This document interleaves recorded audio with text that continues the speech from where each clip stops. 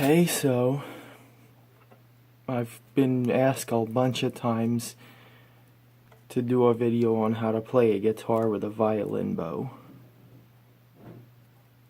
So the first thing you're gonna do is go get a violin bow, and it's gonna be, let's make it like when you first get it. You got the loose hairs, about like that. They're about like that when you get it. Very loose. Yeah, it's extremely loose now. So the first thing you're going to do when you get the bow is start tightening it. You want to tighten it until, tighten the rod until it won't turn no more, because guitar strings are really thick, and so are bass guitar strings. You can play either instrument with a violin bow. Bass guitar is better because you can act, because the strings on a bass were made for bows. Let's block out that light. Forget it. So what you're gonna do after you tighten the hairs is you're gonna have to get some of this rosin. I got it upside down. It's rosin. Comes in a little box. You can get it for between $5 and maybe $30 for a really decent one. You're gonna want to get this. Get something very sharp to scratch it with. I use scissors or an X-Acto knife. You can use either one. And you're just gonna go across the top with it. I feel like Tech Rex destroying an iPhone with a knife right now. But after you're done that, don't blow on the rosin, blow on your scissors. You're gonna just run the hairs over the rosin. You can put your fingers in under the hair to get it to conform. Run it about 10 or 11 times over the rosin and then rub your hand on it. If it's sticky, you got the right amount on there. You don't want these hairs to be smooth, you want it to be sticky, and then you just rub it in your hand like that after you're done that. And then you just run it over your strings a couple times. You're gonna get that little screechy sound the first few times. Just keep rubbing until it sounds like a crappy harmonica. Just keep your hands on the fret like that till it sounds like a harmonica being flushed down a toilet, basically. So that's how you get your bow ready. You can rub it till you hear a nice steady note. Like that. That's a nice steady note. So we got a nice steady note. So what you're going to do is you're going to switch to get all your tone all the way up so it sounds really good. You're going to move to your settings. I'm playing through a bass amp, so I'm not really going to sound very good. Now when you bow, you're going to bow over the pickup you have turned on. I got the bridge. Here's what happens if you bow without over the wrong pickup. You can hear the sound. Here's when I bow as close to this pickup as I can, which is the one I got on. Oops. You hear the difference?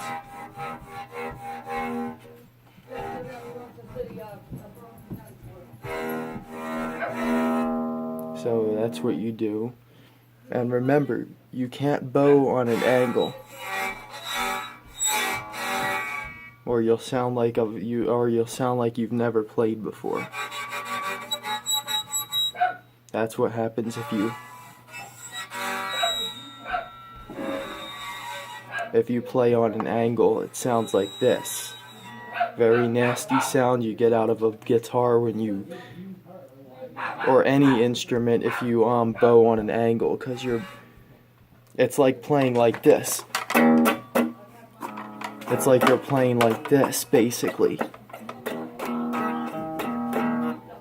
You wouldn't play a guitar like this. You want to play it in the strumming pattern. Like here's an E minor chord. You hear my E minor chord, you play with it like this.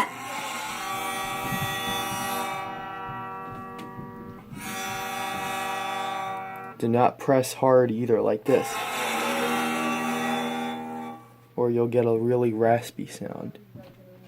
You lean it back and you play like this, very lightly.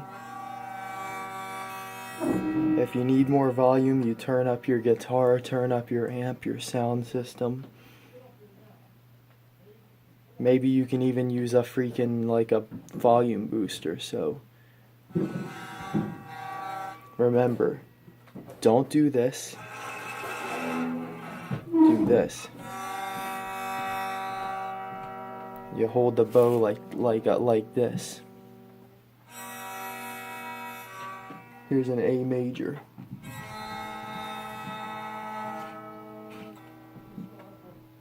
D minor.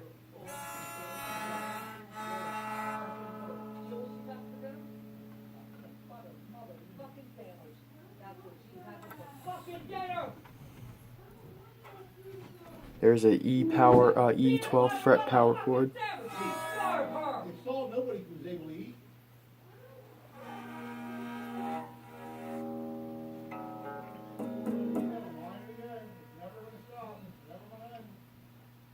So that's basically the basics of doing it.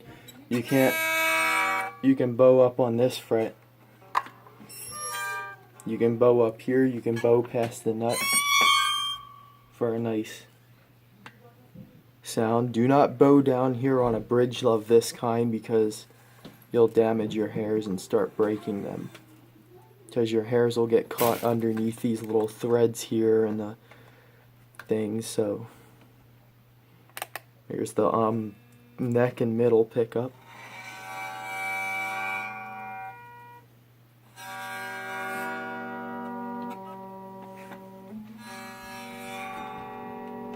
I got a nice increasing volume here when I play like that. So that's about it. You could also do it on a bass guitar. Let's take out the guitar and plug in the bass. Ooh. Wow, this freaking thing's built like a tank. That didn't even dent it. Gibson would be trashed after a hit like that. But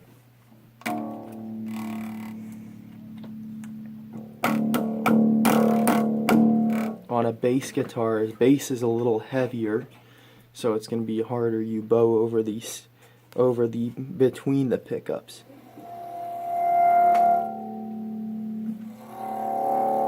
You bow between the pickups. You want to press a tiny, very slight bit harder when you play a bass guitar with a bow.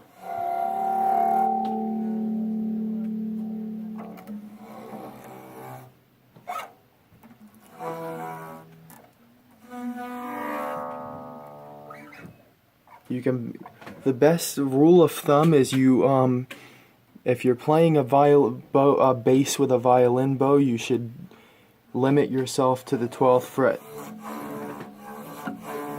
That's when you start hearing the harmonics.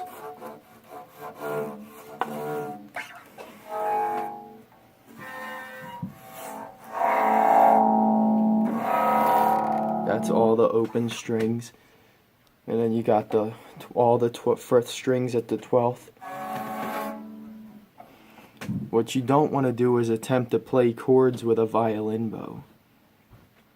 Now, if you're a violin or a double bass player and you have a bass guitar or a guitar you want to play with a violin bow, you want to what you're really going to want to do is you're going to want to get in the habit of being able to mute strings as you play.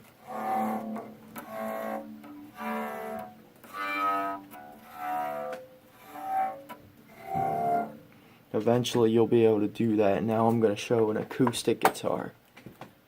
Acoustic guitars have a special way of bowing that it's different from electric, but there's an acoustic right over here.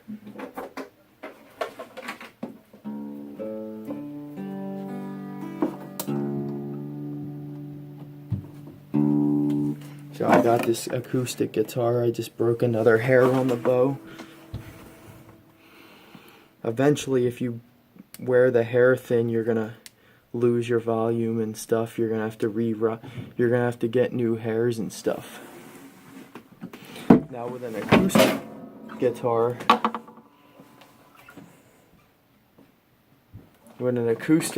you're gonna wanna here's where you bow with an electric. An acoustic, you bow down here, or right here. Where's just under the rosette.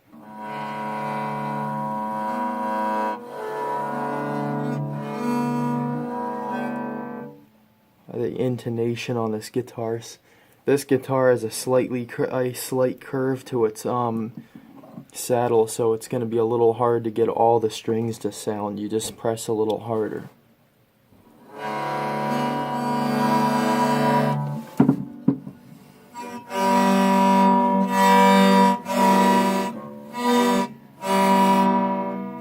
So that's about it.